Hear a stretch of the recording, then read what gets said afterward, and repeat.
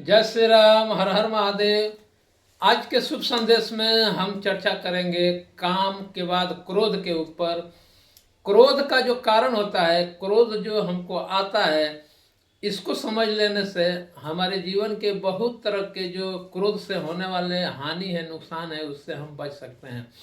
तो क्रोध का जो सबसे मुख्य कारण है कि हमारा ध्यान का विभाजन होना। अगर हमारा ध्यान कहीं और है और उस ध्यान के साथ कोई छेड़छाड़ी करता है तो हमको क्रोध आता है।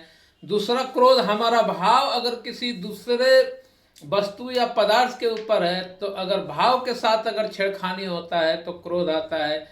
तीसरा, जो हमारा इच्छा होता है, हमारे इच्छा के विरुद्ध अगर कोई बात करता है तो हमको क्रोध आता है।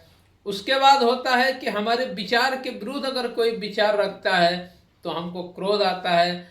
और एक और कारण होता है कि हम अगर जो काम करते हैं, हमारे काम से दूसरे का काम का जो संबंध जो है वो नहीं मिलता है तो क्रोध आता है। और दूसरा होता है कि अगर हम जो बात करते हैं, हमारी जो भाषा होती है, अगर हमारे भाषा से अगर दूसरे की भाषा नहीं मिलती है तो क्रोध आता है।